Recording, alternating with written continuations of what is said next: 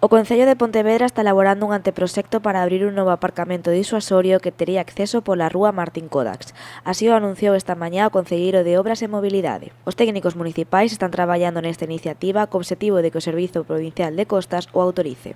De momento descoñécese o número de prazas que tería o aparcamento.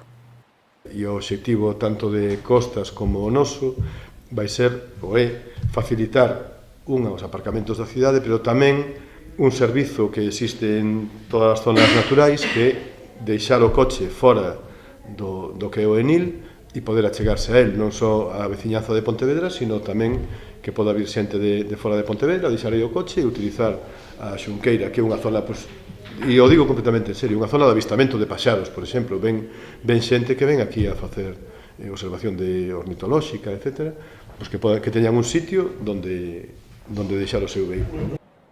O Goberno municipal quere tamén mellorar as condicións de outros aparcamentos da cidade, como o que está fronte ao pabillón de deportes. Demetrio Gómez asegurou que os técnicos municipais están elaborando un anteproxecto para canalizar as augas pluviais desta zona. Por outra banda, o Concello quere solucionar os problemas que se atopan no parking de Mollabao. Para iso, traballará na desafectación do terreo, ampliará o espazo de estacionamento e limitará o lugar establecido para o circo. Efectivamente, aí hai unha zona que está sin uso, non sei se está en bastantes malas condicións, non está en condicións para ser usada, e a nosa intención é, en principio, facer un anteproxecto para ver se aí cabería a parcela dos circos, vale? Para que aí se instalen os circos.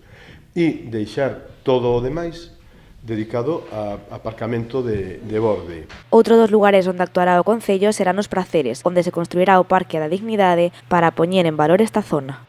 En calquera caso, a nosa idea non é facer aí un parque infantil, porque parque infantil, por exemplo, nesta zona xa hai, etc., sino máis ben unha zona de paseo, é un espazo moi grande onde se poden facer actividades deportivas, pasear, ter zonas de sombra para o verán, que, por exemplo, aí faltan, e é unha zona demasiado aberta, vale? Darlle un tratamento con moita calidade. O Goberno local está elaborando estes anteproxectos para poder presentalos a Costas canto antes e, se fosen autorizados, pasaría a contratarse a súa execución.